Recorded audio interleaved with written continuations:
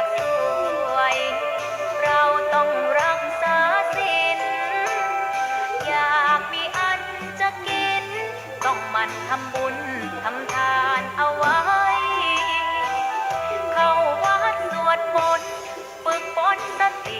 ให้ว่องไวรีบทำตอนที่เราทำเองได้อย่ารอจนตายถึงเข้าวัดว่าเข้าวัดยามเป็นจะได้เห็นแต่น้ำใจเข้าวัดยามตายจะได้เห็นแต่น้ำตาก่อนจะสายเกินขอเชิญมาใช้ชีวิตให้คุ้มค่าเจริญทานศีลภาวนาสั่งสมบารมีไว้ทำบุญตอนที่ยังมีชีวิตย่อมดีกว่ารอเขาอุทิศบุญให้อย่ามัวหลงเพลินเดินห่างวัดตัวอย่างชัดๆมีมากมายเข้าวัดตอนตายสายเกินแก้กรรม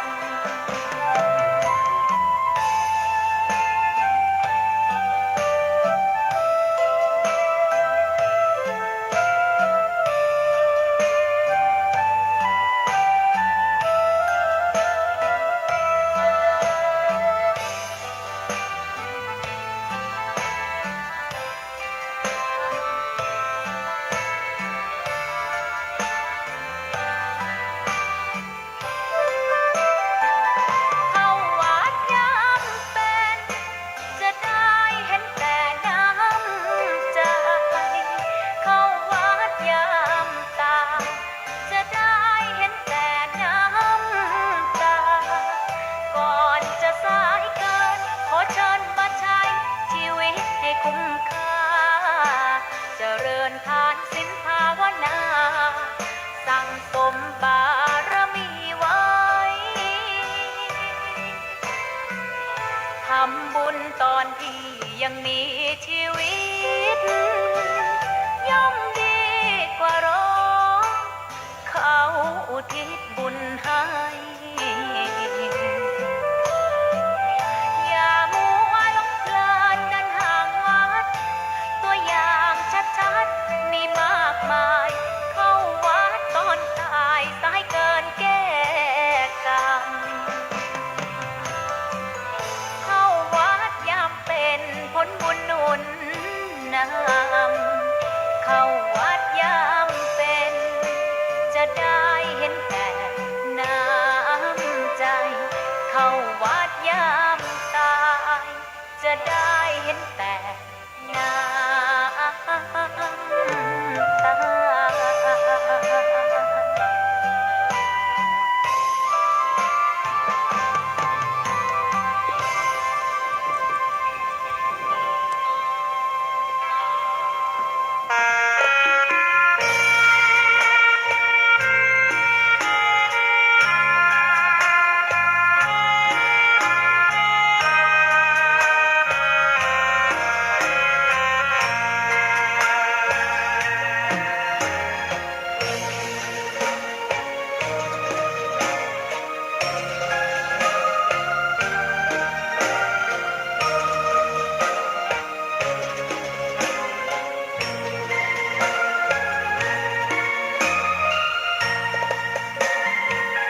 ดอกบัวดอกหนึ่ง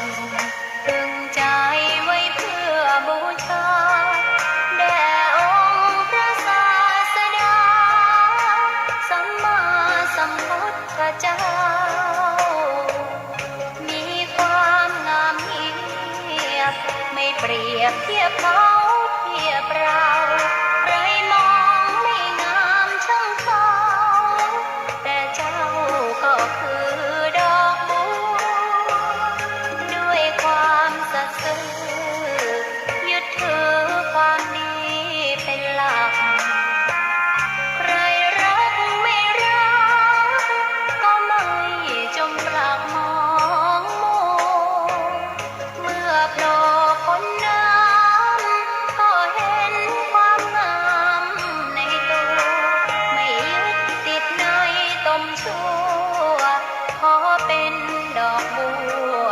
อกดี ใครไม่มองว่าบัวงามเด่นแต่บัวก็เป็นดอกบัวทุกวันอย่างนี้ไม่อยากเด่นดังแต่มุ่งหวังในทางเด่นดีเกิดมาเพื่อสร้างบารมีถวายชีพนี้บูชาดอกบัวดอกน้อยเฝ้าคอยคนที่ใจบุญมาโอบเอื้อเกื้อกูลรู้ค่าของบุญเก็บบัวขึ้นมาเพื่อสร้างความดีและสร้างบารมีดังว่าใช้ดอกบัวนี้บูชาพระสัมมาสัมพุทธพระองค์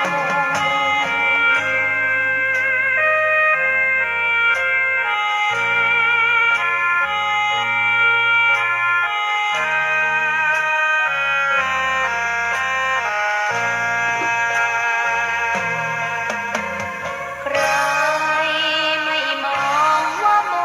วงามเด่นแต่บัวก็เป็นดอกบัวทุกวันอย่างนี้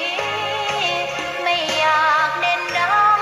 แต่มุ่งหวังในทางเด่นดีเกิดมาเพื่อสร้างบารมีถวายชีพนี้บูชาดอกบัวดอกน้อยเฝ้าคอยคนที่ใจบุญมาโอ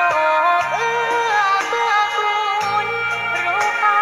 ของบุญเก็บบัวขึ้นมาเพื่อสร้างความดีและสร้างบารมีดังว่าใช้ดอกบัวนี้บูชาพระสัมมาสัมพุทธพระองค์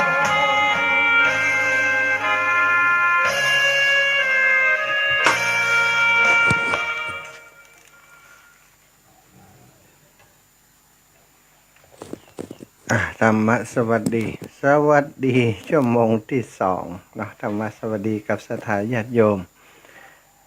เฒ่าแก่อีพ่ออีแม่ทุกท่านทุกคนที่ติดตามรับฟังรายการสารธรรมยามบ่ายตั้งสถานีวิทยุในเครือข่ายคลื่นสีขาวซึ่งออกอากาศจากวัดปากตังเจริญอำเภอไดหล่อจังหวัดเชียงใหม่ ผ่านตั้งเครือข่ายสถานีวิทยุในเครือข่าย104.50 เมกะเฮิรตซ์วัดฝ่ายหินเนาะแล้วก็ที่วิทยุวัดห้วยตองซักแล้วก็ของ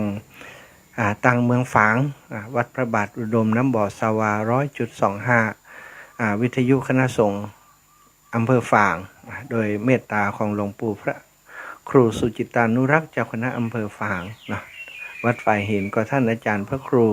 สมุวิศวัตรวรกิจโจผอ.สถานีวิทยุวัดฝ่ายหินและเจ้าอาวาสวัดฝ่ายหินได้เมตตารับสัญญาณดูแลแล้วก็ตั้งวัดห้วยตองซักซึ่งก็ออกอากาศควบคุมในเชียงใหม่สายใต้เนาะสถานเชียงใหม่ทั้งองค์กะลงตั้งกลางทุลุงยองว่าทั้งวัดฝ่ายหินนะถ้าเป็นสายใต้นี้ก็ห้วยตองซักแล้วก็อีกหลายสถานีเนื่องสถาญาติโยมที่ได้ลิงก์สัญญาณได้ออกอากาศในนามของครูบาอาจารย์ท่านพระครูพิวัฒนวิกรมเจ้าของรายการเจ้าของเวลาในขณะนี้ต้องขอบคุณทุกสถานีที่รับสัญญาณเชื่อมสัญญาณไปนำสารธรรมยามบ่ายนี้ฝากถึงบ้านถึงจองของสถาเฒ่าแก่อีพ่ออีแม่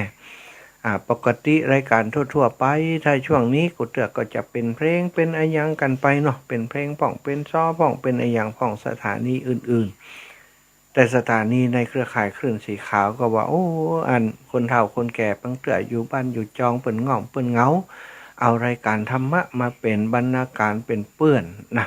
กับสถาญาติโยมเปิ้นได้รับฟังซึ่งธรรมะบางทีนี่ก็จะเอาธรรมะเครียดมันก็คนเฒ่าคนแก่บางเตือก็ฟัง นักลำไปลึกลำไปก็ลำบากการฟังผู้ฟังแต่ละคนนี่ก็บ่เหมือนกันเนาะอีปออีแม่ทั้งหลายบางพ่องเปิ้นก็มีภูมิหูภูมิธรรมกันนักหนาก็ฟังธรรมลึกซึ้งชอบฟังธรรมที่ลึกซึ้งแล้วก็บางพ่องก็ชอบฟังธรรมที่พื้นๆนะฟังธรรมที่พื้นฟังง่ายเข้าใจง่ายบางพ่องก็ชอบประเมินกันบางพ่องก็ชอบเป็นเชิงวิชาการเนาะอิทธิบาทจีมีอะไรอย่างพ่องสถาธรรมที่ทำให้คนประสบความสำเร็จในชีวิตมีอะไรอย่างพ่องนี่นะชอบเป็นหลักการแบบนั้นก็มีเป็นวิชาการก็มีหลายบางพ่องก็ชอบฟังนิทาน บางพ่องก็ชอบฟังกำข่าวกำเขือก็หลายสไตล์ด้วยกันแต่ว่าทั้งหมดทั้งมวลนั้นสิ่งที่จะนำมาแบ่งปันให้ศรัทธาญาติโยมต้องประกอบไปด้วยสิ่งที่มันเป็นหัวใจหลักสำคัญของคำสอนของพระพุทธเจ้าเนาะอาจจะมาขยายความนะแต่ว่าก็ต้องยึดหลักการของพระพุทธองค์นั้นสอนเรื่องศีลสมาธิปัญญาสอนให้คนทั้งหลายได้ออกจากความทุกข์ให้ได้ไม่ได้สอนให้คนทั้งหลายมีความโลภความโกรธความหลงให้นักขึ้นสอนให้ออกมาจากความโลภความหลงนะบอกกล่าวให้ออกมาจากความโลภความหลงเพื่อจะให้อยู่ดีมีสุขอยู่เย็นเป็นสุขนะในภพนี้ในชาตินี้แม้ว่าจะจากไปในสัมปรายภพไปหน้าก็จะได้มีบุญมีกุศลไปสู่ภพภูมิที่ดีอันนี้คือเจตนาของครูบาอาจารย์ที่ได้จัดรายการอยู่ในช่วงนี้เมื่อก่อนนี้อย่างที่ว่าไปแล้วฟังเพลงฟังอย่างไปถ้าธรรมะก็ต้องตอนกลางคืนเวลานั้นเวลานี้เนาะจะถักแต่ณปัจจุบันนี้รายการที่ท่านอาจารย์ได้บุกเบิกจัดรายการที่แรกว่ามีคนฟังบ่เดียวนี้ศรัทธาญาติโยม3 โมงนี่ก็ไล่ขึ้นหาแล้ว ตะกี้โยมแม่บัวไหล ที่อันอยู่หลังหมอแม่โจเดือดร้อนเนอะเดือดร้อนอันโทรไปหาท่านพระครูอภิวัฒนวิกรม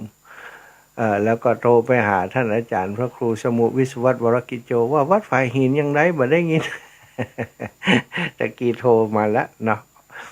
โทรมาหน้าไมค์บ่ได้ก็โทรมาหลังไมค์หลังจากที่อาตมาออกรายการไปออกจากรายการไปต้นท้ายชั่วโมงตะกี้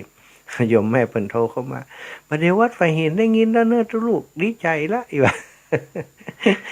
ก็ทำให้คนเท่าได้ฟังน้ำฟังธรรมเนาะขณะนี้โยมแม่อันสีทอนจมฟองก็คงจะฟังอยู่นะอยู่สันทรายป่าไผ่สันทรายเนาะอีแม่ฟังโทรเด้อเนอะ โยมแม่ดวงดีนันละตะเดี๋ยวก็ถ้าจะฟังอยู่เหมือนกันเดี๋ยวจะโทรมาแล้วอันนี้ประจำเลยนะโยมแม่ดวงดีนี่ยุ่มปอกไข่กันสถาอยู่จอมตองนี่นะน้ำรัดจอมตอง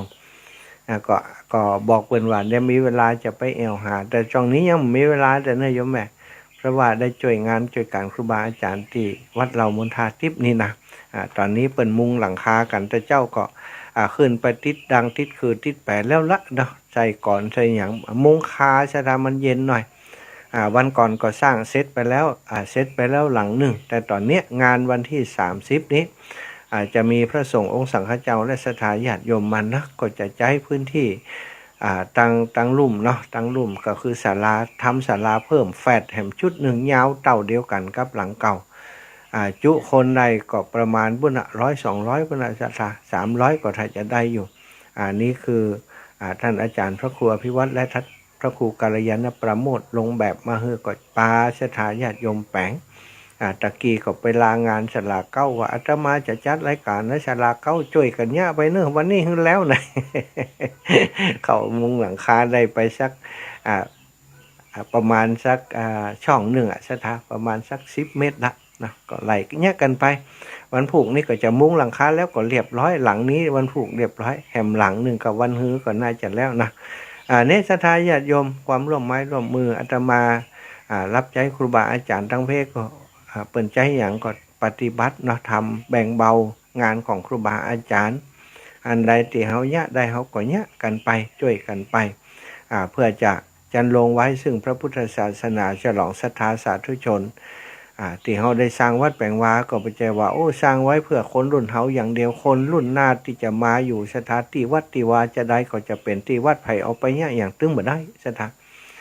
ถ้าเป็นที่วัดแล้วก็จบเลยเนาะเป็นที่ของพระพุทธศาสนาถวายไว้เป็น ที่ดินของธรณีสงฆ์แล้วก็ชั่วกันชั่วกับอันนี้ก็เช่นเดียวกันที่วัดเรามุนทาทิพย์ที่นี่ศรัทธาญาติโยมที่เปิ่นสร้างไว้นี่ก็บ่ใช่ว่าสร้างไว้คือตัวเก่าอย่างเดียวพระสงฆ์มาจากทุกสารทิศเปิ่นก็จะมาพักที่นี่ได้ศรัทธาญาติโยมจะมาทำบุญสุนทุนทานก็มาที่นี่ได้เป็นของพระพุทธศาสนาเป็นของถวายแก่สงฆ์เนาะศรัทธาญาติโยมตะกี้เรื่องอันคนเฒ่าบางครั้งก็ชอบฟังนั้นบางครั้งก็ชอบฟังเรื่องนี้นะบางคนก็ชอบฟังนิทานบางคนก็ชอบฟังเรื่องจริงอันนี้จะเอาเรื่องจริงมาเล่าละเนาะวันนี้ก็ขอนำเรื่องจริงซึ่งคนเฮาถ้าบ่ระมัดระวังการปฏิบัติตัวของเฮานะศรัทธาบางครั้งบางทีจะเป็นลูกเศรษฐีก็จังเถอะเป็นลูกยาจกคนจนก็จังเถอะเป็นโลกคนทั่วไปก็จังเถอะมีโอกาสทำความผิดขึ้นได้เสมอมีโอกาสทำความผิดพ่อแม่ก็เช่นเดียวกันถ้าเลี้ยงลูกบดีก็อาจจะเป็นพ่อแม่ที่สร้างตราบาปให้กับลูกกับเต้าสุดท้ายก็จะทำให้ลูกเต้าเข้าปันได้รับความลำบากจากการเลี้ยงดูที่บดีของเฮาสั่งสอนบดีก็ทำให้ลูกเต้านี่เสียหายแต่ว่าบางคนสั่งสอนจะดีมันเอาดีก่อนแล้วแต่เนาะกรรมเวรเป็นมาอย่างนั้นมีเรื่องเล่าในสมัยพุทธกาลศรัทธาอันพระภิกษุสงฆ์รูปหนึ่งพระภิกษุสงฆ์เนาะเพิ่นได้ไปหันใส่เป็ดใส่เป็ดตัวหนึ่งนะศรัทธาญาติโยมใส่เป็ดเป็ดตัวนี้นั้นเป็นเป็ดที่แสดงตัวคือจริงๆแล้วแสดงตัวคือพระพุทธองค์ได้หันมาก่อนแล้วแต่ว่าพระองค์ก็ถ้าจะมาเล่าโจโลมาเล่าให้คนทั้งหลายฟังเลยเนี่ยมันบ่มีไผที่จะยืนยันเป็นพยานให้พระองค์ก็เงียบทรงเงียบไว้ต่อเมื่อมีพระเถระรูปหนึ่งได้ไปส่งข้อเปรตตนนี้ได้ไปปะใส่อันคนนี้เนาะคนนี้ก็เลยได้ไปโปรดเขาเขาก็ได้พ้นจากอัตภาพที่จะได้ไปเป็นเปรตแล้วก็ได้ไปเป็นเทวดาเรื่องเล่าเป็นอย่างไรจะเล่าให้ฟังเนาะศรัทธาญาติโยมครั้งเมื่อพระพุทธเจ้าทรงประทับอยู่ที่พระวิหารเชตวันใกล้กรุงราชคฤห์ศรัทธาทรงปรารภเปรตจึงเคยเป็นบุตรเศรษฐีคนหนึ่งจึงตรัสเรื่องดังกล่าวนี้ได้ยินมาว่าในกรุงราชคฤห์นั้น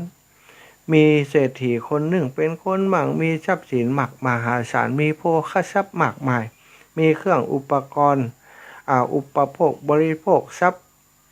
ต่างๆน่าปลื้มใจนี่มากมายสถาสั่งสมทรัพย์ไว้เป็นจำนวนหลายโกฏแล้วก็มีลูกคนเดียวมีลูกอยู่คนเดียวทรัพย์สินเฮามีนักมีหลายบ่ต้องแบ่งบ่ต้องซอยไปไหนคำนวณพอแล้วว่าถ้าลูกเฮาใจทรัพย์วันละปันกหาปณะวันละ 10,000 บาทหรือว่า 100,000 บาทนี่นะศรัทธาใจทรัพย์ประมาณวันละ 100,000 บาทนี้พันกหาปณะตอนนั้นก็คงประมาณตังค์บาทเดียวนี้ก็เป็นแสนนะศรัทธาใจทรัพย์วันละแสนเนี่ยศรัทธาเฮ้ยสิ้นเวลาถึง100 ปีทรัพย์ที่เปิ่นสะสมไว้นั้นก็บ่หมดสิ้นไปเศรษฐี2ผัวมี2สามีภรรยาก็เลยอู้กันว่าเพราะฉะนั้นเนี่ยลูกเฮาบ่จำเป็นต้องเป็นลำบากอย่างลูกคนอื่นมันบ่ต้องมาเสาะว่าหากินอย่างแฮมแล้วบ่ต้องประกอบการค้าการขายอย่างเฮาแฮมละเฮาบ่ต้องส่งมันเฮียนละปล่อยมันอยู่กับบ้านอยู่ด้วยเฮาเนี่ยอยู่มีความสุขเล่นอยู่ในบ้านเนี่ยบ่ต้องไปห่ำไปเฮียนเพราะบ่ต้องลำบากในการหาทรัพย์แฮมแล้ว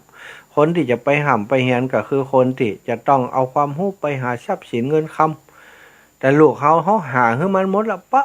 อินดูมันบ่ต้องให้มันได้ลำบากไปห่ำไปเฮียนอินดูลูกซะท่าก็เลยบ่ให้ไอ้น้อยนี้ไปเฮียนลูกเศรษฐีคนนี้ก็ชอบหาเนาะเพราะละอ่อนนี่อยู่ที่พ่อที่แม่ถ้าพ่อแม่บ่ให้ไปเฮียนมันก็บ่ไปมันก็หุ่มหาก็ซะท่าเนาะ มันอยู่กับพ่อกับแม่มันติดพ่อติดแม่มันหรอกถ้าไปอยู่กับครูบาอาจารย์เปิ่นคณาเปิ่นสั่งเปิ่นสอนมันบ่ชอบเนาะสะอ่อนทั่วไปศรัทธาญาติโยมจะหันว่าเวลาเฮาเอาลูกหลานไปเข้าโรงเรียนใหม่ๆมันให้เนาะ ครูก็ก่อยจุก่อยเป้าเอากว่าจะเข้ากับเปื่อนได้กว่าจะเข้ากับครูบาอาจารย์ได้ใช้เวลาเป็นบางคนนี่เป็นเดือนบางคนก็พยายามหมอน้อย4-5 วันก็หายแล้วเข้าใจแล้วเปื่อนบ่ให้มันก็บ่ให้บางคนหันหน้าปอดหน้าแม่ก็ให้แหมอันนี้ก็อินดูลูกบ่ให้มันไปเฮียนนะละอ่อนก็ชอบหาเนาะมันได้ไปเฮียนก็เล่นอยู่บ้านค่ะเล่นชะปะชะเป็ดอยู่กับบ้านเอาเปลี่ยนฝูงมาเล่นตัวมันอยู่ที่บ้านนั้นเปื่อนฝูงตั้งหลายก็ล้วนบ่ได้เฮียนเหมือนกันนะล้วนก็เป็นคนลึกอย่างเดียวกัน ต่างคนต่างบ่ได้เฮียนกันเล่นกันเล่นชะปะชะเป็ดเนาะบ่ฮู้มันจะเล่นอย่างพ่องนะสมัยนั้นนะประเทศอินเดียนี่เปิ่นเล่นอย่างมั่วเนาะเล่นจนหม่อมๆแน่กะเล่นจนม้ากันกะอีเนาะเล่นจนไก่กะอีกะเล่นวันค่ำเอาสนุกสนานว่ะเดี๋ยวก็ไปอาบน้ำอาบท่าไปเล่นบ่สนใจการห้ามการเฮียนสักอย่างเพราะอย่างพ่อพ่อแม่บอกว่าทรัพย์สินมีเปเลอะเปเตอแล้วบ่ต้องไปห้ามไปเฮียนอย่างแล้วพอถึงวัยขึ้นมาเป็นวัยรุ่นวัยหนุ่มแล้วอายุ15-16แล้วพ่อแม่ก็ไปเชาะสาวงามที่สุดมาฮื้อ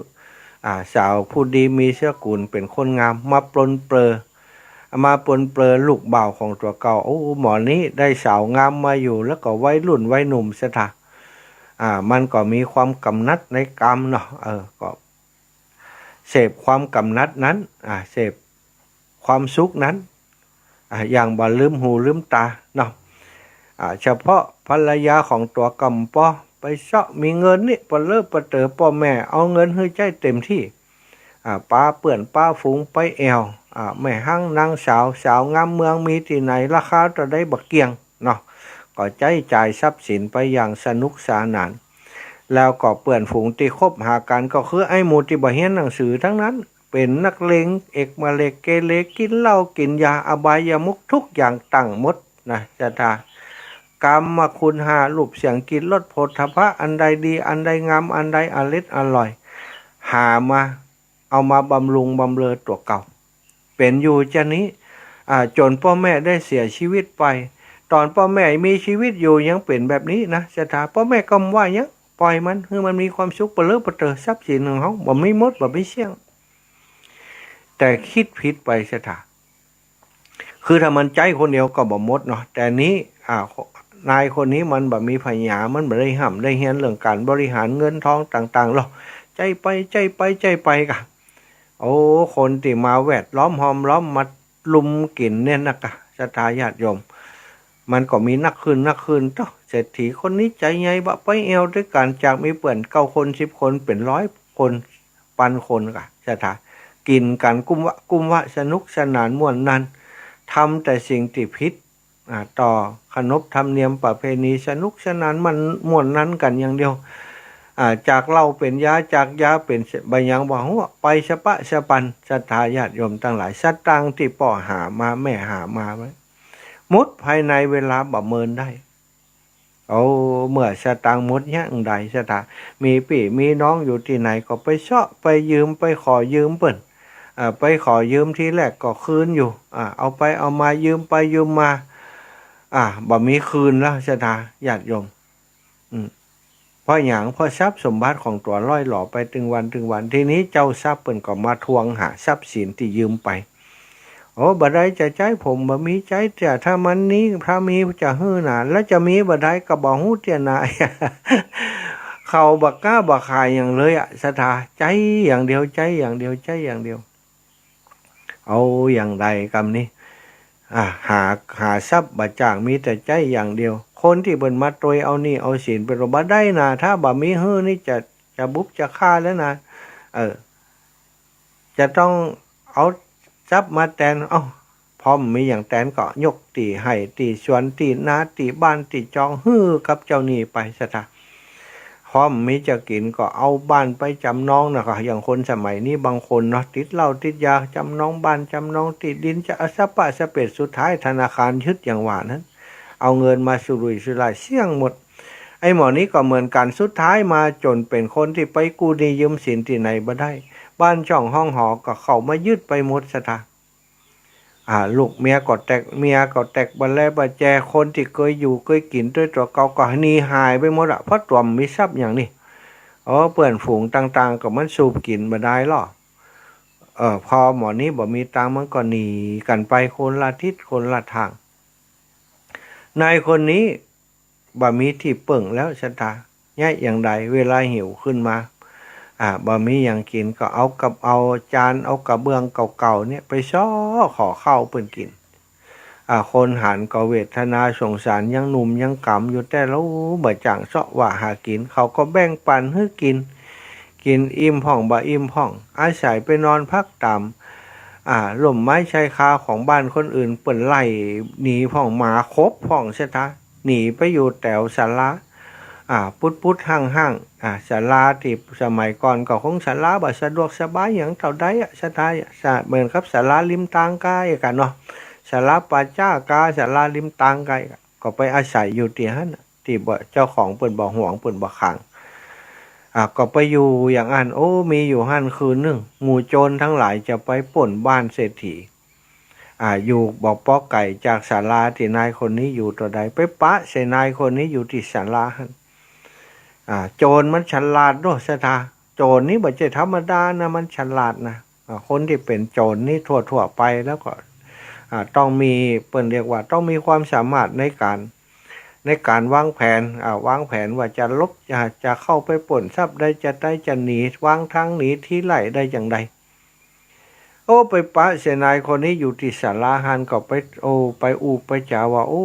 อันนี้เธอนี่คือลูกเศรษฐีบ้านปุ้นบ่ใจกะบอกว่าแม่นแล้วเขาอย่างไรมาขอทานบัดเดี๋ยวนี้บ้านนี้ก็เล่าให้ฟังว่าผมงานพ่อแม่ผมบอกผมได้ห้ำได้เฮียนผมหาเงินหาทรัพย์มาจังแล้วก็ผมกินหายใจเสี่ยงไปกับการซื้อกรรมคุณซื้อความสุขมาบำรุงบำเรอตัวเก่าผมโดนเปื่อนฝูงจุหลอกมันจุกินเหล้าจุใจจ่ายเงินทองจนผมบ่เหลืออย่างผมติดหนี้ติดสินบ่เดี๋ยวนี้บ้านช่องห้องหอโดนยึดไปหมดแล้วบ่ฮู้จะไปอยู่ที่ไหนก็เลยมาอยู่ที่ศาลาขอเข้าเพิ่นกินอยู่ถึงวันนี้หมู่โจรว่าท่านยังแข็งแรงอยู่นี่ยังมีบ่ามีแหงอยู่เป็นคนหนุ่มอยู่จะมาขอทานกินอย่างนี้บ่อายเบิ่นกะอายกะครับแต่ผมเนี่ยยังได้ผมไปหากินบ่จ้างผมไม่ได้ห้ำได้เฮียนกล้าขายบ่เป็นสักอย่างเนี่ยการบ่จ้างสักอย่างเนี่ยไปไหนเขาก็บ่จ้างลกยามอะไรเขาก็บ่จ้างเพี้ยวส่วนผมก็เนี่ยบ่จ้างสักอย่างเอาเธอไปเป็นโจรด้วยกันบ่โจรนี่สบายนะมันต้องซ่อหาทรัพย์มันต้องมีความหู้อย่างแค่เฮามีร่างกายที่แข็งแรงไปป่วนเขาวันนี้คืนนี้จะไปป่วนที่บ้านเศรษฐีนี่เดี๋ยวจะแบ่งแบ่งเท่ากันแบบไปก็ถ้าแบ่งเท่ากันไปก็ไปก็จะตาใครได้ทรัพย์โดยเปิ่นนายโจรก็ได้วางแผนไว้แล้วไอ้หมอนี้ตกหลุมกูแน่นะ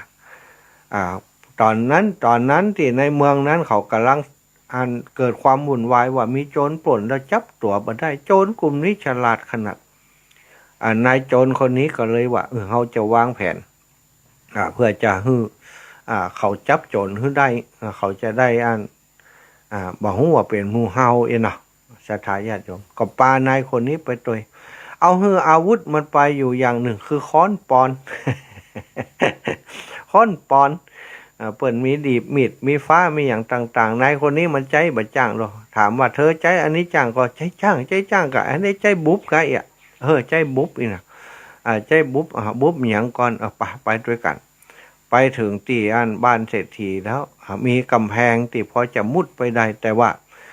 มันเป็นกำแพงที่มีคอนกรีตมีขวางกั้นอยู่สถาในสมัยก่อนเปิ่นเก่าอันนี้เหมือนกันนะมีบ่อดินกีมีกำแพงมีอย่างบ้านเศรษฐีเปิ่นก็ต้องรั้วรอบขอบชิดเนาะในคนนี้มันมีแหงดอกมันก็บอกว่าเธอตุ๊บนี่เนอะตุ๊บอันเป็นหูนี่บอกคนหลอดได้นะนายคนนี้ก็ไปตุ๊บหูหันอากาศสถาตุ๊บหูหันหูที่เข้านั่นนะเรียบร้อยก็นายโจรก็ปาพักพวกเข้าไปเธอบ่ต้องเข้ามันอันตรายเธอเป็นโจรใหม่อยู่เธอเฝ้าอยู่นี่เนอะบ่ต้องไปไหนเฝ้าอยู่นี่กำค้อนอยู่นี่ไผ่ชดเข้ามานี่บุ๊บเลย งานมีนักอะไรเอาไข่มาป้าใส่เธอมาหาเธอนี่บุ๊บเลยเนอะไปให้มันได้นี้มันให้มันได้จับเธอเธอบุ๊บอย่างเดียวโจรเขาต้องเหี้ยมนะเข้าใจก็เข้าใจครับ เออโดนหลอกเศรษฐีลูกเศรษฐีบอกเกยนี่หรอสถานมันเกยป่วนน้ำเตี่ยโอ้วิชาโจรนี่เป็นว่าบ่ยากอีกมูลโจรเข้าไปป๊บกลางคืนเขารับอยู่เนาะบ้านเศรษฐีรับอยู่นะมันก็ไปป่นห้องคังเอาทรัพย์สินเรียบร้อยก็ออกแหมตังหนึ่งมันเข้าไปได้แล้วตังออกมันจะไปยากอย่างสตาเปิ้นใส่ก่อนตังในมันก็ปลดกล่องออกมันก็ออกแหมตังหนึ่งไอ้หมอนี้ก็ยืนยืนท่าว่าบ่ได้อันลูกปีเขาจะออกมาสักเตี่ยก็หายแซบไปเหมือนอย่างมาป่วนเมินได้ว่ามันลังคนดังในมาอยู่หลายกับมันจะฆ่าคนเมินอยู่กับขนทรัพย์สินมันนักไก่ยืนอยู่หันสตายุงก็ครบ ยืนอยู่หันยืนสุมมืดอันนี้ก็ทางบ้านของเศรษฐีหลังจากหมู่โจรป่นไปแล้วรับได้เป็นตื่นเมื่อกะคนในบ้านเศรษฐีก็สะดุ้งตื่นกันขึ้นมาเป็นว่าโดนหมยาสตาโดนหมยาเนาะหมู่โจรมื้อนี้มันเก่งแล้วมันหมยาก่อนแล้วเขาก็รับนะมันก็ป่นเต็มที่กะพอหมู่นั้นฟื้นขึ้นมาฟื้นขึ้นมาปรากฏว่าบ้านถูกงัดถูกอย่างน่ะถูกยักจุดลื้อค้นห้องคลังห้องเก็บทรัพย์สินของเศรษฐีก็โดนเปิดโดนทรัพย์สินทั้งในหายไปหมดเศรษฐีก็บอกคนใจทั้งหลายเป่าประกาศกันออกไปบัดเดี๋ยวนี้บ้านเฮาโดนปล้นเนอะพอเราไปชอบพอเราคนทั้งหลายก็ปากันโซนออกตั้งนั้นตั้งนี้ล่อยทรัพย์พอจนไปตันมันอย่างสถานมันหายแชบไปแล้วก็ล่นกันไปบอกป้าไปหันนั่นบ้านตัวนี้ยืนกำค้อนปอนอยู่หั่นเตียนหัวตีมันเข้านั่นนะมันทุบให้เขาเข้าไป หมู่นั้นก็ปากันยับสถาหมอนี้มันไปตันเป็นอย่างล่ะกำค้อนอยู่หมู่นั้นมาหลายคนช่วยกันยับได้ก็นำไปหาพระราชาพระเจ้าพิมพระเจ้าประเสนทิโกศลไปหาพระราชาก็หันนายโจรคนนี้มาก็เลยบอกว่าเธอนี่บอกก่อนนี้เป็นลูกเศรษฐีคนนั้นเหมือนใจกล้าแม่นแล้วครับนะแล้วอย่างมาเป็นโจรอย่างอี้ก่อนเล่าเฮือนพระราชาฝังพระราชาว่าแล้วก็พักพวกเธอไปไหนหมดพักพวกผมหนีไปหมดแล้วครับวะพระราชาก่อนเลยบอกว่าในเมื่อจับคนอื่นมาได้จับมันได้ก็ประหารชีวิตมันเลยหมอนนี้ละมันเป็นตัววางแผนวะสถาความจริงมันไม่จะเป็นตัววางแผนมันเป็นไอตัวมากตัวหนึ่งที่โดนหลอกมาคือโดนจับนะเมื่อพระราชาคำสั่งของพระราชาเด็ดขาดว่าต้องสอบสวนสักอย่างสถาสอบสวนติดไปติดมาจับได้คนหนึ่งก็ฆ่าคนหนึ่งนะเอาไปแห่ประจานเนอะก่อนจะเปิดใจแห่ประจานนี่เปิดตุ๊บเปิดลิ้นกีตุ๊บขี้ฝุ่นขี้ฝงทาหัวแดงปะลึงดูสถา ตาหัวมันนี่แดงปะลึงนะก็เคียนไปตัวตีไปตัวบุ๊บไปตัวลากไปสู่แหล่งประหารให้ไปจานให้คนทั้งหลายหันก็จองงองเจ้าข้าบัดเดี๋ยวนี้จับโจรได้แล้วเนอะพระราชาของเขาเก่งกาจสามารถส่งทหารไปจับโจรที่ปล้นบ้านปล้นจองสัตว์หมู่พี่น้องเขาได้แล้วเนอะกำนี้กินอิ่มนอนอุ่นหุ่นบะเกียวรับสบายแล้วเนอะจับโจรได้แล้วนะประกาศไปโดยเสียงดังกระทึกคือโคมคนทั้งหลายได้ยินว่าเปิ่นจับโจรคนที่โดนปล้นโดนอย่างก็มาพอไล่บุ๊บไล่ตีตยไปสถานายคนนี้ไปเตื้อเดียวโดนบุ๊บ โดนบุ๊บโดนเขียนหลังแตกหลังแตนมุดสถาให้บ่เป็นตาให้เจ็บปวดจนบ่หู้เจ็บปวดจะใด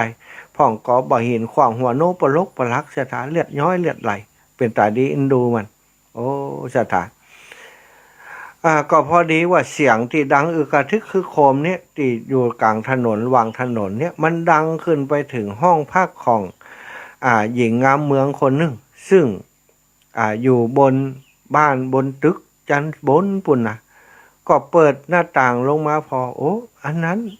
นมันลูกเศรษฐีที่เคยใช้บริการเฮานี่หมอนี้เป็นคนร่ำคนรวยบอกก่อนนี้เคยจ้างเฮาไป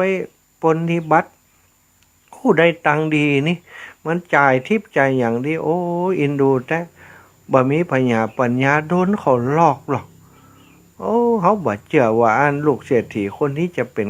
โจรมันคงจะโดนหลอกขึ้นมาเป็นโจรหญิงงามเมืองคนนี้ก็เอ็นดูศรัทธาญาติโยมโอ้แต่กระจ่อยอย่างบ่ได้ก็คิดว่ามันก็คงจะต้องตายนะมันก็คงจะต้องจะต้องโดนเปิ่นคาแต่กื้อถึงกุลที่มันเคยมีต่อนางคนนี้นางคนนี้ก็ได้เงินจากลูกเศรษฐีคนนี้มันนักเหมือนกันใช่ไหมจนปนล่ำปนรวยอิตนะเนาะก็เลยบอกคือคนใจว่าเธอเอาอันสินบนนี่ไปติดสินบนครับอันนายเพชรขาดนั้นแล้วก็เอาข้าวหนมข้าวต้มนี้ไปข้าวหนมข้าวต้มนี้กับน้ำไปเฮืออันคนที่โจรคนนั้นที่จะถูกประหารกำเนิดอันคนใจของนางหญิงคนนี้นะชื่อซึ่งหญิงงามเมืองคนนี้ชื่อสุรสานะสถามีหญิงงามเมืองคนหนึ่งชื่อว่าสุรสาเนาะหญิงงามเมืองคนนี้พอจ้างอันนี้เรียบร้อยแล้วนายคนนั้นก็ไปคนใจของเขาก็ไปหานายเพชฌฆาตแล้วก็เอาสตางค์ซุกกระเป๋านายเพชฌฆาตบอกว่านายเพชฌฆาตแม่นายหญิงนั้นขออนุญาตคือท่านเนี่ยก่อนจะประหารนายคนนี้เนี่ยเอาข้าวต้มมัดสามหน่วยนี่คือเขาจิ้มแล้วก็น้ำดื่มนี่คือเขากินเหี่ยครับในเขาก็จะตายแล้วคือเขาได้กินสักครั้งหนึ่งทีแรกเพชฌฆาตก็บ่ยอมเพราะว่ากว่าพระราชาว่าแต่พอได้สินจ้างเนาะได้สินจ้างที่แม่นายหญิงเอามาตัวนั้นได้กะอีก ก็เลยฮับขนมนั้นไปนายลูกเศรษฐีโจรคนนี้ได้กินอันลูกเศรษฐีไปถึงตะแลงแกงเปิ่นมัดตรวจติดหั่นเอาแกมันออกมาก่อนให้มันกินขนมก่อนอีกว่าแกออกมานายคนนี้หั่นขนมด้วยความที่ตัวเองหิวแล้วได้เวลากินข้าวบ่ได้กินตั้งแต่เจ้ามาแล้วก็เลยว่าไหนๆก็จะตายแล้วขอกินให้อิ่มสักมื้อสักคาบเนาะกูเตือไปขอทานเพิ่นก็ได้กินบ่พออิ่มวันนี้จะกินให้อิ่มตายก็ตายจังมันถึงขณะที่กำลังจะกินนั่นสถามีพระเถระพระมหาโมคคัลลานะเปิ้นมาบิณฑบาตอยู่ไกลๆแถวนั้นแล้วก็ได้ยินเสียงอึกกระทึกคึกโครมนั้นเหมือนกันก็ได้เปิ้นมีตาทิพย์เนาะพระมหาโมคคัลลานะเปิ้นมีฤทธิ์มีเดชกับพอว่าอันนี้เกิดอย่างขึ้นก็ได้หันเรื่องราวทั้งหมดก็ได้สังเวชลูกอันเศรษฐีคนนี้อินดูมันแต่ความจริงมันก็ตั้งใจจะเป็นคนเลวแต่ว่าพ่อแม่บ่ได้สั่งได้สอนบ่ได้อบรมมารู้นี่เอ็นดูมันก็เลยอยากจะสงเคราะห์สถานท่านพระมหาโมคคัลลานะก็ได้เข้าไปในบริเวณลานประหารพอให้นายคนนั้นได้หันนายคนนั้นอยากได้หันพระเถระมาบิณฑบาตอยู่ใกล้แถวนั้นกำลังจะแกะขนมใส่ปากซะท่าหันพระสงฆ์มาท่านพระมหาโมคคัลลานะมาก็ฮู้จักอยู่เหมือนกันว่าเป็นพระมหาโมคคัลลานะน้ำตาไหลเลยซะท่าเฮาเป็นคนชั่วบ่ได้ทำคุณงามความดีบ่ได้สร้างบุญสร้างกุศลสร้างประโยชน์ให้ตัวเก่าเลยตลอดชีวิตที่ผ่านมาเพราะว่าพ่อแม่บ่ไปเนี่ยบ่ทำเฮาก็มัวลุ่มหลงอบายามุขตั้ง4ตั้ง5ตั้ง6ตั้ง7 มัวแต่อันมกมุ่นในกามคุณตั้งหลายเพราะบ่ได้สนใจจะทำบุญสุนทรทานวันนี้วันสุดท้ายของชีวิตของเฮาแล้วแหมสักกรรมเขาก็จะประหารตัดคอไปแล้วอาหารที่เฮาจะกินนี่มันคงมีประโยชน์กับร่างกายอย่างของเฮาแหมแล้วจะหิวหรือว่าจะอิ่มก็ต้องตายอยู่ดีเฮาเอาอาหารนี้ถวายพระเถระดีกว่าจะได้บุญจะได้กุศลถึงจะบ่ได้ทำบุญที่ผ่านมาขอให้ได้ทำบุญในครั้งนี้เตอะนี่เนาะก็ได้ขึ้นมากราบนิมนต์พระคุณเจ้าได้มารับอาหารบิณฑบาตที่ผมนี่เจมเตอครับนายเพชฌฆาตได้หันอย่างอันพระเถระเดินไปอย่างอันก็บ่สามารถจะห้ามปรามอย่างใดนายโจรคนนี้ก็เลยได้เอาข้าวหนมข้าวต้มนั้นที่นางสุรสาได้มอบให้มานั้นใส่บาตรของพระเถระทั้งหมดพร้อมกับน้ำดื่มพระเถระเมื่อรับบิณฑบาตแล้ว ก็ได้ฮื้อสินฮื้อปอนกับนายโจรคนนี้ลูกเศรษฐีที่เป็นโจรคนนี้พอสมควรแล้วก็หลีกไปโอ้น้ำตาย้อยตาไหลเฮาทำไมได้มาเจอพระเถระจ้าเกินไปอย่างอีเฮานี่เกิดมาชาตินี้บ่มีบุญมีพ่อมีแม่เป็นถึงมหาเศรษฐีแต่บ่ได้ส่งเฮาได้ห้ำได้เฮียนได้เกิดมาพบพระพุทธเจ้ามาเกิดมาพบพระพุทธศาสนาบ่ได้ศึกษาห้ำเฮียนวาสนาเฮามันสั้นบัสนาเฮามันกิว่าเนาะแต่ก็จังมันเถอะชีวิตวันนี้ก็จะสิ้นสุดแล้ววันนี้ได้ถวายอาหารบิณฑบาตแก่พระเถระก็เป็นความสุขใจอย่างยิ่งของเฮาแล้วศรัทธาญาติโยมแล้วก็ระลึกถึงนางสุรสาที่เป็นหญิงงามเมืองนั้นโอ้โดยบุญคุณนางนี้อุตสาห์คนอื่นบ่มีไผสนใจเฮาสักคนแต่นางสุรสานี้อุตสาห์เอาข้าวหนมข้าวต้มนี้มาให้เฮาพร้อมกับน้ำดื่มแม่นางคนนี้เป็นคนดีแต่ว่าเฮาก็บ่มีโอกาสได้ตอบแทนคุณน้ำตาไหลเป็นสายลงมาซะตาสำนึกในบุญคุณคนเฮานี่นะซะตากับเขามื้อสุดท้ายเนี่ยถ้าเฮาฮู้จะตายลองคิดพอมันมีความหมายแค่ไหนกับชีวิตของเฮาจากคนที่มีไผสนใจเลยจากคนที่มีไผเอ็นดูเลยพอมีคนเอ็นดูคนหนึ่งมันซึ้งใจนายโจรคนนี้ก็ระลึกถึงบุญของตัวโดยระลึกถึงกุลของแม่หญิงคนหนึ่งที่ทำกับเขานางสุรสานี้ตอนนั้นพระเถระก็ฮู้วาระจิตของนายคนนี้ท่านก็เลยไปอยู่บักไก่ซะทะแล้วก็เอาผ้าปูนั่งปูลงไปก็นั่งฉันข้าวต้มอยู่ที่บริเวณแห่งนั้นฉันข้าวต้มเรียบร้อยก็ดื่มน้ำเข้าไปจากนั้นท่านก็ได้หลีกไปภาพทั้งหมดนั้นอยู่ในกองตาของนายโจรคนนี้ตลอดเวลาปิติเกิดขึ้นในจิตในใจจนลืมไปว่าคณะนี้จะโดนประหารเพชฌฆาตก็รอว่าพระเถระจะผ่านไปป้นไปบัดใดใจเนี้ยตอนนั้นก็เก่งใจเพิ่นสถานการณ์ตอนนี้ทุกอย่างเงียบอยู่ในความเงียบสงบหมดคนที่ไปยืนพอการประหารก็ดับปิ้งสถาต่างคนต่างน้ำตาไหลเหมือนกันสงสารเอ็นดูมันบางพ่องก็สะใจแต่ว่าก็บักกล้าจะว่าไอ้อย่างออกไปเพราะพระเถระอยู่พอคล้อยหลังพระเถระไปตัวอันเองสถาดาบอันคมคิดก็บั่นคอเศรษฐีลูกเศรษฐีโจรคนนั้นขาดกระเด็นไปดวงวิญญาณลอยล่องไปตามคติบอกว่าถ้าได้ใส่บาตรพระเถระมีบุญถึงขนาดนี้นั้นลูกเศรษฐีคนนี้จะได้ไปอยู่ในสวรรค์ชั้นสูงขึ้นไปแต่เนื่องจากว่าคณะที่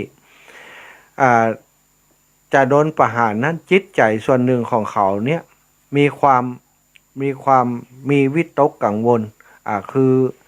คือยังห่วงข้องอันนางสุรสาระลึกถึงนางสุรสานั้นอยู่ที่เอาข้าวต้มมามอบให้เขานั้นนึกถึงคุณของทำให้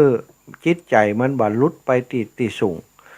ก็กลายเป็นไปเกิดเป็นภูมิเทวดาเป็นเทวดาลูกขเทวดาอยู่บักไก่ในที่แห่งนั้นลูกขเทวดาก็อยู่บนต้นไม้ไกลๆหันสถานซึ่งลูกขเทวดาตนนี้นั้นก็ยังหู้อยู่ยังมีระลึกถึงอดีตชาติของตัวเก่าได้ระลึกถึงคุณของนางสุรสานี่อยู่สถานไปอยู่ที่ต้นไม้ต้นนั้นก็พอดีว่ามีอยู่วันหนึ่งนางสุรสานี่ได้เดินก่ายไปที่หันลูกขเทวดานี้ก็เลยแถลงกายมาเป็นลูกเศรษฐีเป็นลูกเศรษฐีมีผิวพรรณวรรณะที่ผ่องใสเข้าไปปานางสุรสานี้ไปที่วิมานของตัวเก่าโดยบอกนางว่าอันสมบัติที่เฮาได้นี้ได้จากการที่นางนี่แหละมีบุญคุณต่อเฮาเล่าให้ฟังทั้งหมดก็ปานางก็สนใจจะไปพอว่าในวิมานของท่านเป็นจะใดก็ไปแอววิมานของเทวดาตนนี้เนาะพอนางคนนี้ไปแอวที่วิมานแห่งนั้นก็ในวิมานนั้นจะเป็นเวลา7 วันซะท่าเป็นเวลา7 วันไปอยู่ที่หัน ซึ่งตั้งครอบครัวเนาะแม่ของนางคนนี้พอว่าฮู้ว่าลูกสาวหายไปโอ้ก็ได้ไปเสาะหาร้องห่มร้องไห้เสาะหาเป็นเวลา7 วันวันที่7ร้องห่มร้องไห้ไปเสาะหาคนทั้งหลายว่าอันตายถ้าตายก็ยังบ่หันซากศพลูกเขาไผจับไปยับไปขังไว้ที่ไหนเสาะหาเสียงตีแล้วประกาศทั่วเมืองแล้วก็มีไผพบไผปะคนทั้งหลายก็บอกว่าโอ้อันท่านจะไปเสาะหาอย่างอีนี้บ่ฮู้จะไปปะที่ไหนหรอกท่านยังไปถามพระเถระอันพระมหาโมคคัลลานะซึ่งอยู่ในเมืองเฮาเนี่ยเปิ้นมีฤทธิ์มีเดชสามารถฮู้เหตุการณ์ต่างๆได้ทั้งหมดนะตอนนั้นพระพุทธเจ้าคงบ่อยู่ในบริเวณนั้นเตื้อชะตาขอก็เลยบอกแนะนำอย่างอันพระมหาโมคคัลลานะคงจะอยู่ใกล้แถวนั้นแม่ของนางสุรสาก็ได้ไปถามพระเถระพระเถระก็ฮู้เรื่องราวทั้งหมดแล้วก็ฮู้ว่านางคนนี้ถูกจับไปไว้ที่ไหนโดยบุพกรรมของงานเทวดาที่เป็นลูกเศรษฐีนั้นไปเป็นเทวดาท่านพระเถระฮู้ทั้งหมดแล้วก็บอกว่าโอ้อันบ่ต้องเซาะแล้วเนอะวันที่7วันเนี้ยวันที่7เนี่ยวันที่7นี้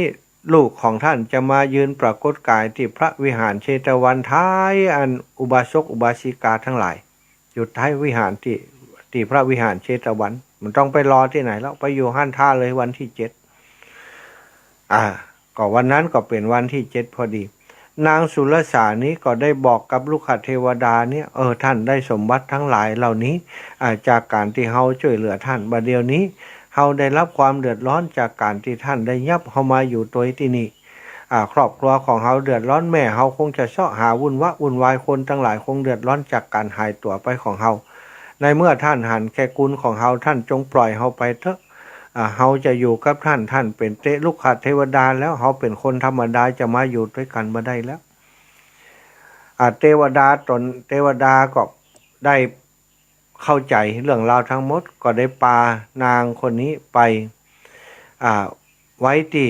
พระวิหารเชตวันอย่างที่ว่านะที่ท้ายของบริษัททั้งหมดที่เปิ้นอยู่หั่นในวันนั้นคนทั้งหลายก็แปลกใจว่านางคนนี้ได้มาปรากฏตัวอยู่ตรงนี้ได้อย่างใดมาตอนใดก็บ่ฮู้มาจากไหนก็บ่ฮู้ในขณะนั้นเองคนทั้งหลายก็อึ้งแล้วสุดท้ายพระพุทธองค์ก็ได้ตรัสบอกว่าท่านทั้งหลายจงเงียบจงฟังเรื่องที่เขาจะบอกคืนนี้นะคนทั้งหลายก็ได้เงียบฟังเรื่องราวที่พระพุทธเจ้าเล่าให้ฟังในเรื่องของลูกขเทวดากับนางสุรสานี้เนาะลำดับนั้นมหาชนทั้งหลายก็หันนางสุรสาปรากฏกายขึ้นว่าโอ้เธอใจหมายที่อันหายไปตลอด7 วันนี้เธอไปที่ไหนมาไปจะใดเป็นจะใดมานางสุรสาก็บอกเรื่องราวทั้งมวลให้ได้ฟังพระพุทธองค์ก็ได้ตรัสบอกให้คนทั้งหลายว่าการที่คนเฮาได้ทำบุญกับพระอรหันต์นั้นเปรียบเสมือนด้วยชาวนาเนาะได้ด้วยชาวนาเนี่ยได้ทำนาในพื้นที่ที่อุดมสมบูรณ์ก็คือทำนากับเนื้อนาบุญคือพระอรหันต์อย่างพระมหาโมคคัลลานะเนี่ยเป็นพระอรหันต์นายลูกโจรคนนั้นบ่เคยทำบุญตลอดชีวิตได้ทำบุญแค่ถวายขนมบ่ใช่ของตัวเก่าแห่มซ้ำเป็นคนที่เอามาฮื้อตัวเก่าเอาไปถวายแก่พระเถระก็ได้บุญมากมายถึงเพียงนี้ซะท่าแล้วก็บุญนี้ยังส่งให้เขานั้นได้ทิพวิมานอันเป็นทิพย์ได้เป็นลูกขเทวดาบ่ได้เสวยวิบากกรรมคนทั้งหลายถ้าฮู้ว่าบุญกุศลเนี่ยเป็นสิ่งสำคัญแล้วก็เฮามีเนื้อนาบุญอย่างทุกวันนี้เฮามีพระสงฆ์องค์สังฆเจ้าเนาะเป็นสมมุติสงฆ์บางรูปบางองค์เปิ้นปฏิบัติดีปฏิบัติชอบก็กุลบารมีเปิ้นก็สูงขึ้นถ้าเฮามีโอกาสได้ทำบุญถึงจะเป็นสมมุติสงฆ์ก็ถือว่าเป็นสังฆะเป็นสงฆ์พระพุทธเจ้าบอกว่าบุญทานทุกอย่างบุญทุกอย่างที่เราทำกับพระสงฆ์ถวายแก่สงฆ์นั้นเหมือนกับได้ถวายกับพระอรหันตเจ้าถวายกับพระพุทธเจ้าทั้งหลายเช่นเดียวกันใช่ไหมฉะนั้นอีปอยอีแม่ทั้งหลายเฮาได้มีโอกาสสร้างบุญสร้างกุศลเนาะได้ศึกษาห้ำเฮียนได้ฮู้น้ำฮู้ธรรมแล้วก็ได้สร้างบุญสร้างกุศลด้วยกันมาตลอด ก็จะเป็นพระนิสงฆ์โอ้บ่ต้องอู้แค่ลูกขัดเทวดาแล้วเนาะเทวดากี่จันทร์กี่ภพกี่ภูมิแค่รักษาศีล5ให้บริสุทธิ์สุขติก็เป็นที่หวังสำหรับศรัทธาญาติโยมเท่าแก่อีป่ออีแม่ทั้งหลายอันนี้ระวังทีเดียวนะเขาเป็นป่อเป็นแม่นี้ต้องสอนให้ลูกให้เต้ามีวิทยาการมีความรู้ถ้าบ่เปิดโอกาสให้เขาได้ห้ามได้เฮียนก็จะเป็นอย่างลูกเศรษฐีคนนี้โดยใจจนลูกเสียคนเนาะเท่ากับว่าทำร้ายลูกของตัวเก่ามีอายังบ่สั่งบ่สอนตอนเขาย้ำน้อยปล่อยให้เขามกหมุนอยู่กับกรรมคุณสุดท้ายนะก็ทำให้ถึงการวิบัติดีว่าเขายังมีบุญอยู่แต่ว่าคนคนนี้บอกว่าถ้าพ่อแม่สั่งสอนดีเนี่ยตั้งแต่วัยหนุ่มนี้คนนี้จะเป็นเศรษฐีอันดับหนึ่งของนครนั้นถ้าไว้กลางคนได้ห้ามได้เฮียนได้ค้าขายก็จะเป็นเศรษฐีระดับกลางถ้าไว้ชรานี่ก็จะเป็นเศรษฐีที่ดูแลตัวเองได้คนคนนี้ถ้าได้บวชเป็นพระภิกษุในพุทธศาสนาตั้งแต่น้อยก็จะได้บรรลุอรหันต์ถ้าได้ไว้กลางคนจะได้เป็นพระสกทาคามีดูสถาแล้วถ้าในวัยบรรปลายชีวิตถ้าได้บวชเป็นพระภิกษุในพุทธศาสนานั้นเขาจะได้เป็นพระโสดาบัน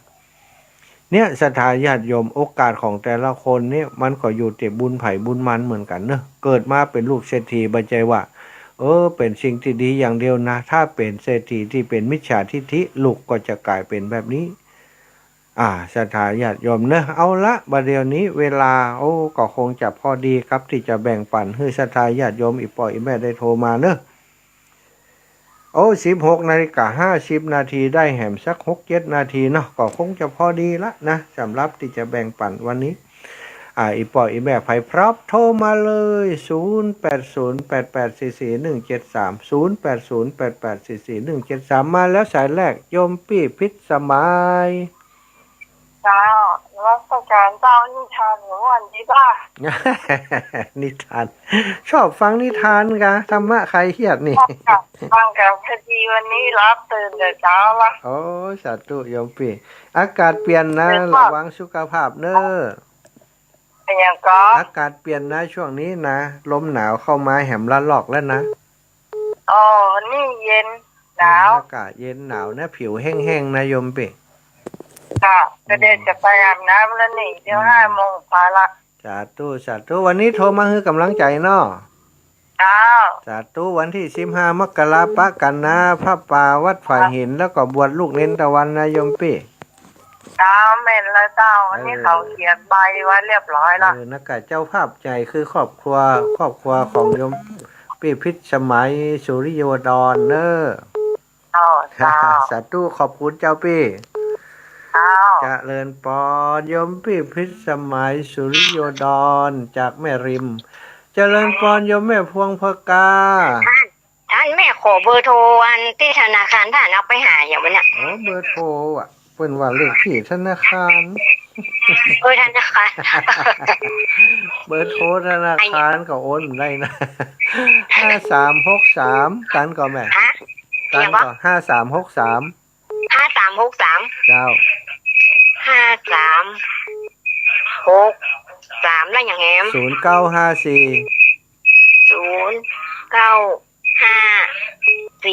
แล้วก็91เจ้าธนาคารกรุงไทยเจ้าพระสมชาตินะชื่อเดิมเจ้าสาธุนะแม่นะมีอย่างก่อยโทรมาเจ้าอันนี้เพิ่นโทรมาหาท่านเนอะเจ้าสาธุอ้าวเจริญปอนโยมแม่นวลเทพเสด็จอีแม่เจ้าไว้สาเจ้าเก็บกาแฟก่อนวันนี้เก็บกาแฟก่อนมาเพียงมาเปิดวิทยุวันนี้ลูกออกรายการกันนี่เนาะแทนอาจารย์นี่แม่แทนอาจารย์ก็เดี๋ยวต่อแหมอยู่นี่คำเดียวอันจากไรนะ18 ถึง 19 นาฬิกาได้ต่อแหมชั่วโมงน่ะแทนท่านอาจารย์นพดลแหมเจ้าเป็นกำลังใจให้ลูกเด้อสาธุแม่บุญรักษาแม่นะเจ้าวันสาธุไปเก็บไปอายุ70 ปลาย 80แล้วจะได้เป็นลูกจ้างเก็บอันนี้อยู่นะ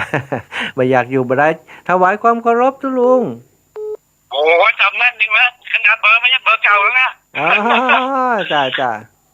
ราชการครับใกล้หมดเวลาแล้วดิ เอาใกล้แล้วครับตุลุงเหลืออีก วันนี้ขอ สาม ทำมา สี่ ตร นา การ ที ครับ ครับผมขอบคุณตุลุงเนอะตุลุงกิต พุทธอุทยานเชียงใหม่โอ้ถวายความเคารพมากๆเลย เจริญปอนคนญี่ปุ่นโยมแม่ดวงดีนารตะน้ำรัดจอมตอง ไม่สาเจ้า เจ้าอีแม่ อันขายหมดเรียบร้อย ฮะขายหยังขายเฮ็ดลมกะ แต่นะปฏิทินเลยจ้ะ อ๋อเพิ่นว่าผู้ชายกะเขาผู้ชายหมดแล้วนี่กะ บูชานะเจ้า อืม เรียบร้อย โอ้สาธุสาธุเอาให้มันก็ แล้วก็จะมาเอาไม่ได้รู้นั่นน่ะสตางค์น่ะเอาไปกินก็เด้อ โอ้แล้วแกก็กินล้ำก็กินเด้อ สาธุขอบคุณที่แม่นะมีเวลาจะเข้าไปหาแม่เนอะ เจ้าไว้สาเจ้า สาธุสาธุเจริญปอนโยมแม่พี่น้องจอมตองว่าอย่างไรปฏิทินได้แล้วเนาะ ยังเลยแม่กำลังจะโทรถามว่าอาจารย์เอามาให้ไม่ได้นะ วันเดียวนี้วันที่19นี่หลวงปู่ด้อยจะฝากเฮามาตันหุ้ยแม่ถ้าเฮาได้แล้วหลังวันที่20เนอะเขาจะไปเขาจะเอาไปแอวหาแม่ดวงดีก็จะแวะหาแม่เนอะ เจ้าซะตัวไม่ไปลำบาก เออ ถ้าอาจารย์ออกมาหลอกลุกล้ำลัดออกมานะมาถึง4 แยกที่เขาจะไปที่โรงเรียนคงเปาท่านอาจารย์ซื้อมาเลย เจ้าเดี๋ยวค่อยทำกันเดี๋ยวค่อยอู้กันเนาะ เจ้าครับ เมื่อเขาจะลืมแล้วก็มีญาติโยมจะแม่นอีแม่ก็แม่นหัวที่ต้องการอันอย่างก็ยาของท่านอาจารย์วรรณชัยตอนนี้ได้แล้วเนอะเจ้าของติดถามเอายาติวันนั้นก็มาอีแม่เปิดมัดได้ปฏิทินไปแล้วนะคนนั้นน่ะอันยาบัดนี้จะได้อีน่ะโยมแม่ตีอันต้องการยาของท่านอาจารย์วรรณชัยนั่นเนาะก็โทรมาหาเขาหลังไม้เอาเนาะโทรมาหลังไม้ก็ได้เนอะเนาะโทรมาตอนนี้เตรียมไว้ให้แล้ววันนั้นปะท่านอาจารย์ว่าท่านอาจารย์ไม่ยอมเปิ่นค่อยได้อีกอะแล้วก็ท่านอาจารย์ก็เลยเอามาฮือละแต่ได้ขวดเดียวนะ ได้ขวดเดียวเนาะขอบคุณเนอะศรัทธาญาติโยมทุกท่านทุกคนที่โทรมาให้กำลังใจโทรมามามาแจ้งผลการรับฟังมาให้กำลังใจกันหลายท่านหลายคนด้วยกันบางสายก็ฮับบัตรตันเนอะบางสายก็ฮับบัตรตันแต่กี้ก็ต้องสุมาอภัยนะว่ามันเวลามันน้อยเนาะวันนี้ก็โทรมาหลายท่านด้วยกันแม่ดวงดีนารตะตะกี้โยมแม่อย่างบอกว่าบ่ได้บันทึกเปื้อนไว้หลวงตากฤษแม่นวลเทพเสด็จแม่พวงพกาจากอุโมงค์โยมปีพิสมัยแม่บัวไหลหลังมอแม่โจแม่จันเรือนใสแม่เรือนป่าซางแม่จงดีเชื้อกันทาปุ้นจากกระบี่ปุณสถานแม่สีทรหนองบัวชัยประการแม่บัวพัดกุหลานแม่ฟองจันโอยน้อยนะแล้วอำเภอดอยหล่อแม่จันศรีสุขาแจ้งหัวเรียนแม่น้อยท่าโทกโทรมาบอกแต่เจ้าละแม่น้อยท่าโทกเนาะขอบคุณทุกสายที่โทรมาเป็นกำลังใจกันศรัทธาแม่ยายพรยังตันอยู่กะสักน้อยก็ได้แม่ยายพร จะมาจัดการยาใช่ไหม วันนี้ตกข่าวเนาะปัดตันเพิ่นเนาะ ใช่เอาแยกกันเนอะ เมาเนี่ยการดีแล้วยายพรทำเมาเนี่ยการก็เมาโทรศัพท์เห็นมั้ย ไม่ค่ะเขาเจอก็ไปจุดจังเหรอวะ เลยเป็นจะจังอีว่ะไผจะจังยายพรหั่นมีแต่คนฮักยายพรจ้าขอบคุณยายนะขอบคุณยายพรเด้อบุญรักษาเทวดาคุ้มครองทุกท่านทุกคนติดตามฟังในรายการในช่วงนี้แหมช่วงหนึ่งก็จะเป็น18 ถึง 19 นาฬิกาเนาะศรัทธาญาติโยมก็ติดตามรับฟังต่อเนื่องก็ค้างอยู่ในสถานีนี้ก่อนก็เดี๋ยวปะกันแหมก็เดี๋ยวจะแทนท่านอาจารย์พระมหานพดลสุวรรณเมธีเนาะชั่วโมงแรกชั่วโมงที่2ท่านอาจารย์จะจัดเองเนาะและศรัทธาญาติโยมวันนี้ก็นำรายการจากลาศรัทธาไปด้วยเวลาเพียงเท่านี้จัตตารโอธรรมาวัฏันติอายุวันโนสุขังพระลัง